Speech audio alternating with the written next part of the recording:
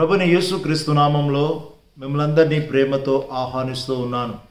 దేవునిక వాక్యం వింటున్న ప్రతి ఒక్కరు కూడా, చదువుతున్న ప్రతి ఒక్కరు కూడా, సంఘ సావాసంలో పాలిభాగం పొందుతున్న ప్రతి ఒక్కరు కూడా ఆధ్యాత్మికంగా ఎదగాలనేది దేవుని యొక్క ఉద్దేశం. ఆత్మీయ జీవితంలో ఆత్మ ఫలాలు ఫలిస్తూ ఉండాలి. ఈరోజు మనము వాక్య భాగం చదువుకుందాం. మత్తయి సువార్త 3వ అధ్యాయం 10వ వచనం. ఇప్పుడే గొడ్డలి చెట్ల వేరున ఉంచబడి ఉన్నది కనుక మంచి ఫలము ఫలింపని ప్రతి చెట్టును నరకబడి అగ్నిలో వేయబడును. మరొకసారి చదువుకుందాం.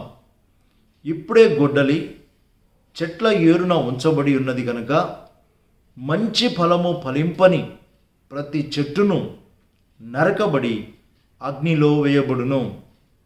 ఇక్కడ బాప్టిజం ఇచ్చు యోహాను ఈ మాటలు చెప్తూ ఉన్నాడు. మంచి ఫలము ఫలించుడి. మంచి ఫలము దేనికి గుర్తు అంటే ఆత్మీయ జీవితానికి గుర్తు. ఆధ్యాత్మికమైన జీవితము ఫలించాలి, ఎదగాలి. ఫలము ఫలించాలంటే చెట్టు ఉండాలి కదా. ఆ చెట్టు కూడా మంచి చెట్టు అయి ఉండాలి. మంచి చెట్టు ఉంటే ఆ చెట్టుకు కాచే ఫలాలు కూడా మంచి ఫలాలు మనము చూస్తాం. అదే మంచి ఫలము ఫలించని చెట్టు ఉన్నదనుకోండి, చాలా బాధేస్తుంది. అంత మాత్రమే కాదు, చాలా రోజుల తర్వాత ఇలాంటి ఫలము కనిపించనిచో వెంటనే నరికేస్తాం. ఇక్కడ కూడా భక్తుడు అదే మాట అంటున్నాడు. వేరుతో నరికి అగ్నిలో వేయుడి. మంచి ఫలము ఫలించని చెట్టును ఎన్ని సంవత్సరాలు ఉంచినా ప్రయోజనము ఉండదు. కాబట్టి వేరుతో నరికి అగ్నిలో వేయాలి.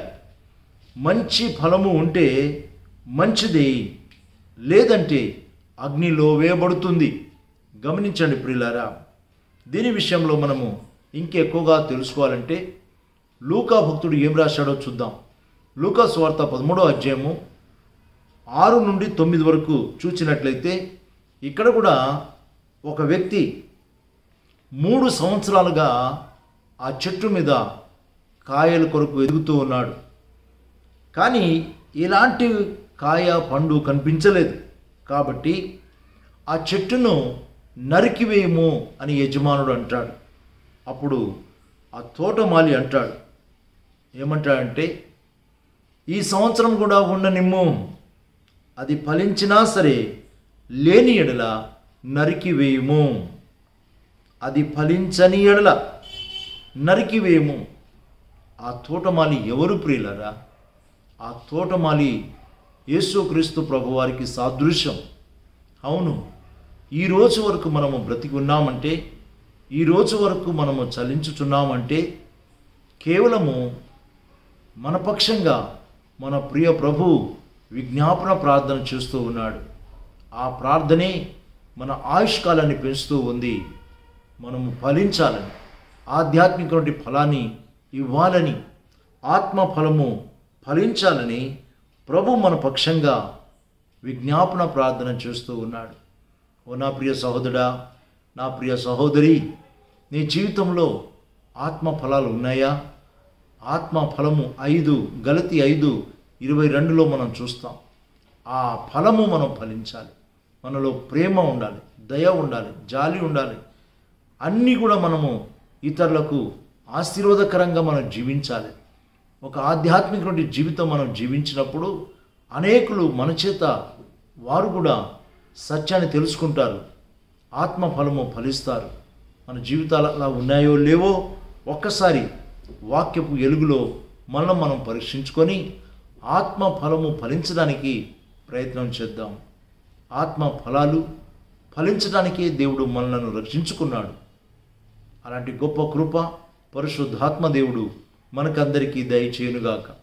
ప్రార్థన చేసుకుందాం. ప్రేమ కలిగిన తండ్రి, మహోన్నతుడైన మా ప్రభువా, ఫలించని ప్రతి చెట్టు నరక వేయబడి అగ్నిలో వేయబడుతుంది. ప్రభువా, ఈ లోకంలో మిమ్మల్ని నమ్మిన తర్వాత మా జీవితము ఆధ్యాత్మికంగా ఫలిస్తూ ఆత్మ ఫలము ఫలించాలని మీరు ఇష్టపడుతూ ఉన్నారు. ప్రభు, ఆ తోటమాలి 1 సంవత్సరం, 2 సంవత్సరం, 3 సంవత్సరాలు అలా వెతుకుతూ వచ్చాడు. ఒక్క ఫలము కనిపించలేదు. నరికివేయము అంటాడు ప్రభువా, అగ్నిలో వేయమంటాడు ప్రభువా. ఈ లోకంలో మాలో ఊపిరి ఉన్నప్పుడే, ప్రాణం పోక మునిపే ఆధ్యాత్మికంగా మేము ఫలించాలని మీరు ఇష్టపడుతూ ఉన్నారు. మా కొరకు విజ్ఞాపన చేస్తూ ఉన్నారు. మీకు స్తోత్రం ప్రభువా. ఆధ్యాత్మిక జీవితం, ఆరోగ్యకరమైన జీవితం, ఆశీర్వాదకరమైన జీవితం, అది పరలోక సంబంధమైన జీవితం. ఆ గొప్ప భాగ్యము ఈ భూమి మీద యేసుక్రీస్తు ప్రభు వారిని బట్టి మాకు అనుగ్రహించినందుకు మీకు వందనాలు. వాక్యం వింటున్న ప్రతి ఒక్కరిని పేరు పేరున దీవించుమని యేసు ప్రభు పేరిట ప్రార్థిస్తున్నాం తండ్రి. ఆమేన్.